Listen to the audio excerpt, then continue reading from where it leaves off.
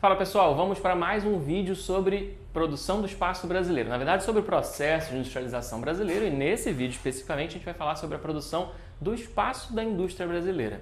Na verdade, esse vídeo ele serve para falar sobre o processo de produção de qualquer espaço industrial, mas a gente vai territorializar esse processo no espaço brasileiro. Vou te explicar como vai funcionar. Eu vou explicar para você as características de cada uma das 3 etapas de produção do espaço industrial. E à medida em que a gente for falando sobre essas etapas, a gente vai localizando aqui no mapa do Brasil para a gente ter uma espacialização, para a gente ver essa dinâmica espacializada. Beleza? A gente vai começar aqui na etapa número 1, que eu estou chamando de industrialização pioneira. Para pensar, se um lugar não tem indústria, no momento em que ele começa a se industrializar, a indústria vai ter que escolher um lugar para começar. E no momento que essa indústria escolhe esse lugar, essa escolha não é aleatória. Você já deve ter visto um vídeo em que a gente falou sobre os fatores locacionais, que são fatores importantes que vão influenciar a escolha de um lugar no espaço para aquela indústria, dependendo do seu setor, dependendo do seu momento histórico, se localizar. No Brasil, quando a indústria lá na virada do século XIX para o século XX começa a buscar lugares para se implantar de forma mais sólida, ela vai escolher os lugares com os menores custos de implantação. E a gente já viu que isso vai acontecer exatamente no eixo Rio-São Paulo. No Rio, porque o Rio era então a capital do Brasil. E em São Paulo, porque a crise da cafeicultura criou um cenário atraente para a indústria. Muita mão de obra disponível, muito capital privado disponível e a infraestrutura moderna implantada para o café disponível para a indústria usar. Eu estou falando basicamente de ferrovias e de portos. Portanto, nessa fase pioneira, a gente tem aqui a industrialização do eixo Rio-São Paulo no sudeste brasileiro. Bom, o tempo passa. Décadas depois, a gente vai dizer que essa área pioneira vai viver uma dinâmica nova, que a gente vai chamar de economia de aglomeração. Em outras palavras, eu estou dizendo que estar junto àquela aglomeração pioneira é economicamente interessante, porque aquela área pioneira começa a se tornar mais dinâmica, atrair mais investimentos, sejam privados ou do Estado, em infraestrutura, atrair novos mercados trabalhadores, novas forças de trabalho, aumenta a entrada de pessoas naquela região, ampliando a força de trabalho. O mercado consumidor também aumenta porque a população daquele lugar tende a crescer, ou seja, a indústria que vai escolher se localizar num território que já se industrializou pioneiramente, tende a se localizar junto a essa área de industrialização pioneira.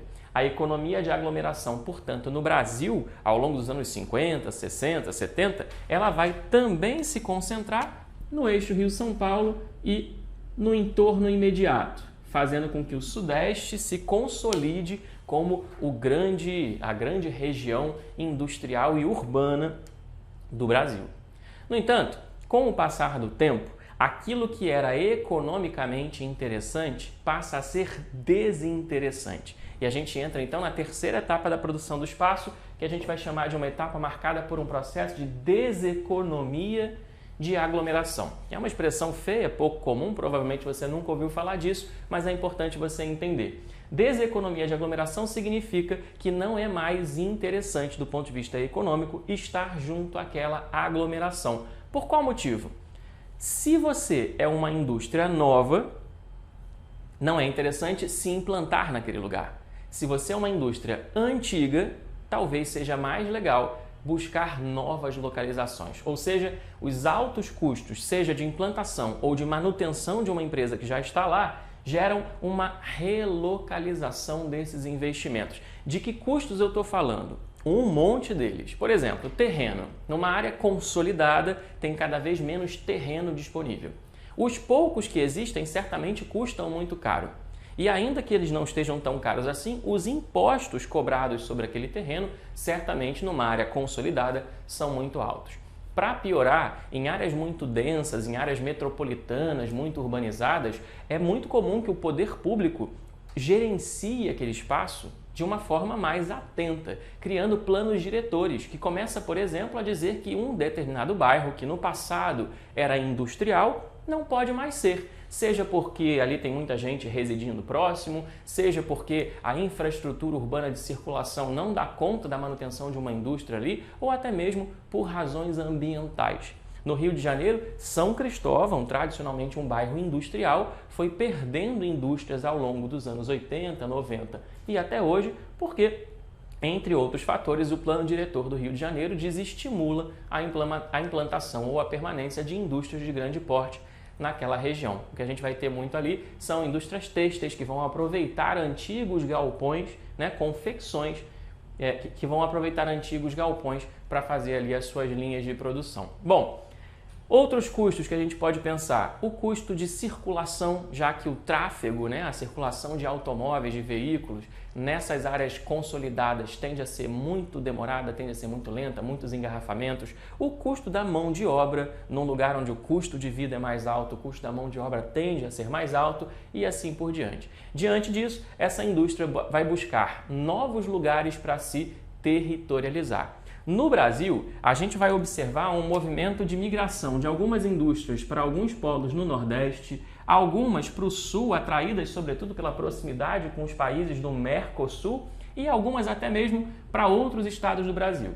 Mas, de forma geral, a gente vai observar essa desconcentração da indústria ainda de forma concentrada. Como assim, Fábio? Como é que uma coisa desconcentra de forma concentrada? Simples. As indústrias começam a sair do eixo Rio-São Paulo, mas elas não vão para muito longe. Elas se interiorizam, vão para o interior de São Paulo, vão para o interior do Rio de Janeiro, para o interior de Minas, para o interior do Paraná, mas a maior parte delas continua aqui no Sudeste e em parte do Sul do Brasil. Ou seja, a gente não estaria diante, portanto, de um processo de relocalização industrial muito agressivo. Essa relocalização, essa desconcentração continua, de alguma forma, concentrada num polígono aqui no Sul e no Sudeste do Brasil. Ainda que algumas indústrias, sim, tenham ido para fora desse polígono. Bom, eu quero destacar dentro dessa terceira etapa 3 aspectos importantes. O primeiro, a guerra fiscal. Um elemento que entra nessa dança dos lugares é a oferta de benefícios fiscais. Está caro permanecer num centro metropolitano, aquela indústria busca então uma nova localização, e então os estados, as unidades da federação começam a disputar o interesse daquela indústria. Cada estado vai oferecer descontos mais interessantes nos impostos ou isenção nos impostos para atrair aquele investimento industrial. Outro aspecto importante é que quando eu falo de relocalização da indústria, eu estou falando de relocalização da produção material, ou seja, a fábrica efetivamente sai do Rio, sai de São Paulo, vai para Resende, vai para São José do Rio Preto, mas a produção imaterial da indústria, ou seja, a parte de administração, publicidade, design, inovação, pesquisa, essas continuam concentradas nas áreas tradicionais, nas grandes metrópoles, no caso do Brasil, em Rio e São Paulo principalmente. E um terceiro e último aspecto, como resultado dessa relocalização das indústrias, muitas das nossas cidades mais tradicionais, mais antigas, mais dinâmicas economicamente, como Rio e São Paulo, passam por um processo de terciarização, ou seja, as suas economias, que certamente nada tem a ver com o setor primário da economia, agricultura, pecuária, mas que por muito tempo estiveram fortemente vinculadas ao setor secundário, o da indústria, passam a ser, diante dessa nova conjuntura do espaço industrial, passam a ser economias essencialmente terciárias, ou seja, do setor terciário de comércio e serviço. Agora que você sabe tudo sobre o espaço industrial brasileiro, é só arrasar nas questões de vestibular e tirar de letra. Tchau, tchau!